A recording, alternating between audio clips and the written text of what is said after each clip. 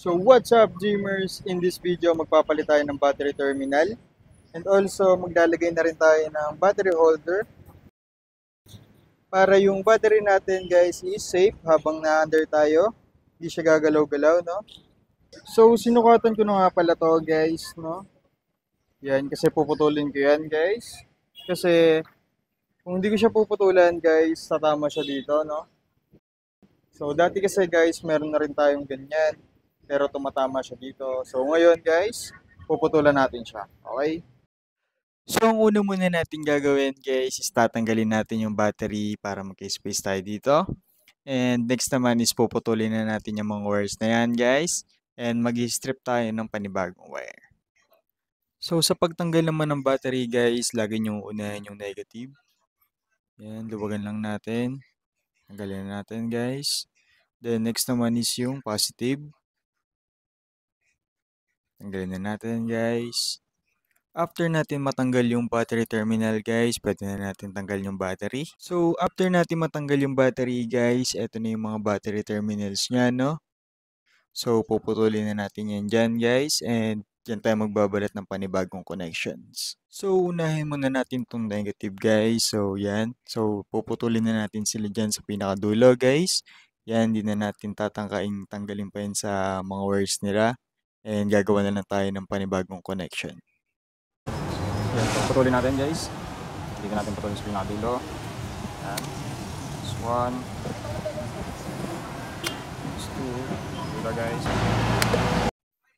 So yan guys, natanggal na natin. And after that, mag-strip na tayo ng panibagong connection. Yan, so gagamit lang tayo ng long nose and side cutter guys.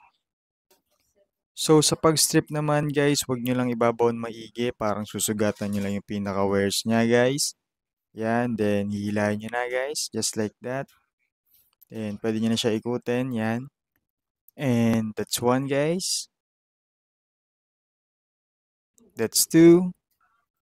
And this is the last one.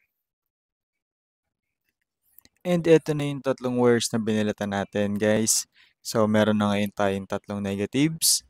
And next naman guys is lilinisin natin sila.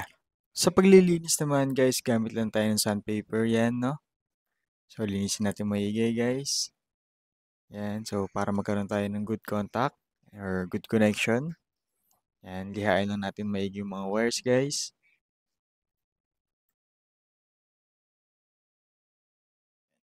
So, dito naman guys, makikita nyo habang nililiha ko yung mga wires guys, is tinitwist ko na sila, no? Yan. So, para malinis na siya.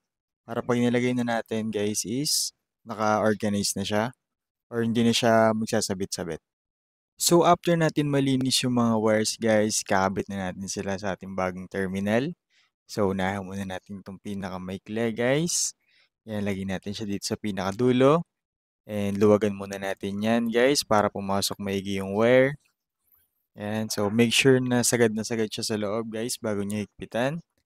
Yan, so higpitan nyo lang maigi guys. And so yung tamang higpit lang no guys. Yan, just like that.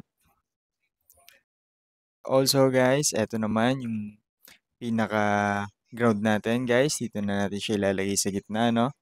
Yan, so ganun lang din guys. Pin natin maigi. So, double check. Tamang higpit lang, guys. Yan, just like that. And, so, this is the last one, guys. Yan, dito natin siya lalagay sa dulo. Yan. So, ganun lang ulit, guys. Pitan natin. Gamit lang tayo ng Allen wrench. Yan. Pitan natin maigi, guys. Yan, guys. So, after natin mahigpitan lahat, guys, always double check, no? Kung okay ba yung mga wires natin. Yan. And dito guys, tinespit natin siya, no? So, kinabit ko yung battery guys. So, kinumpare ko lang yung before and dito na yung after, no? Yan. Tingnan nyo naman guys, ang linis niya, no? So, sa pagkakabit naman ng sa positive side guys, same process lang din siya. So, di na natin papakita.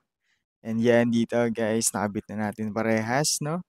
Yan. So, tingnan nyo naman guys, ang linis. So, bago ko ikabit yung battery guys, linisin muna natin yung paligid guys. So, yung mga pinagputulan. And yan. So, tara.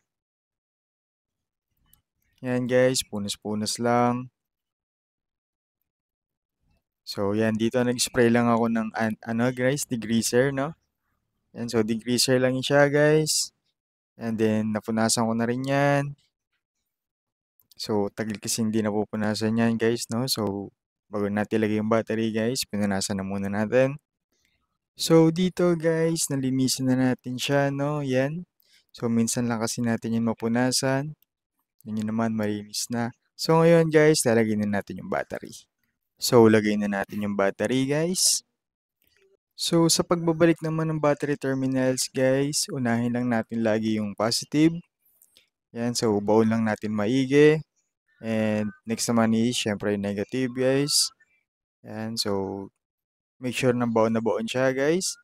Yan, so, ngayon naman, guys, ihigpitan na natin sila, no? Yan, so, paghigpit naman, guys, gamit lang tayo ng Allen wrench and 12mm na combination.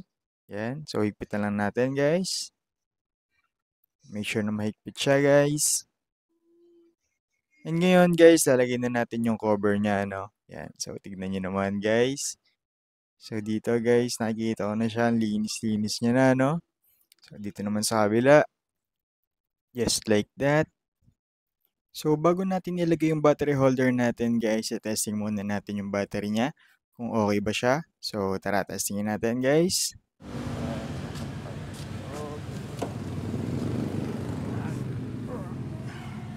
Dito na tayo sa loob, guys. Testingin muna natin siya, no? Yan. Testingin natin, guys. Okay, kita nyo naman. So, try natin start.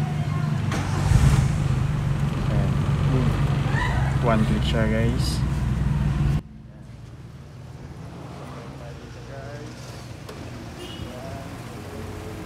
One click pa rin siya.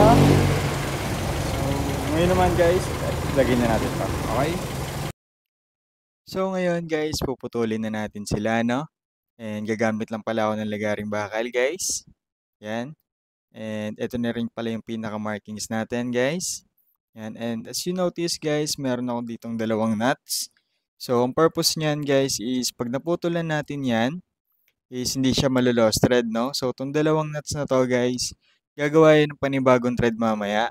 So, pag naputulan natin yan, so, para hindi siya malo-lost thread, guys, and magagamit pa rin natin to. So, tara, guys, putulin na natin.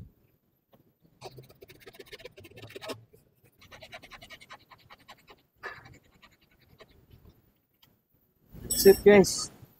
So, yan, no? Nakaisa na tayo, guys. Yan. So, tatanggalin na lang natin yan, guys. So, guys. Yan. So, tanggalin natin to, no? Try natin, guys. Kung may ikot pa rin siya. Yan, guys. So, ganyan na siya, no? Yan. So, ganyan, no? Okay. So, yan. So, ito muna tatanggalin natin, guys. Yan. Para gumawa siya ng bagong thread. So, hindi naman siya madaling tanggalin, guys. Yun, buo pa rin yung thread niya, guys. No? Buo pa din siya, guys.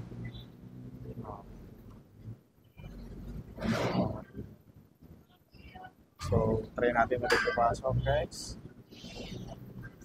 Ang kahirap-hirap, guys. Pasok pa rin siya. Okay? Yan. So, ngayon, guys, kakabit na natin to, no? So, ito na yung pinakahuli natin, guys. So, naputulan na rin yan. So, tara, kakabit na natin. And last, guys, kakabit na natin yung battery holder natin, no? So, hindi ko na to i-explain maigi, guys. Alam kong alam nyo na to. Thread lang siya and isang nut. So, hindi natin siya papakita maigi, guys. And that's it. So, ganun lang kadali magpalit ng battery terminal, guys. So, if you like this video, please give it a thumbs up.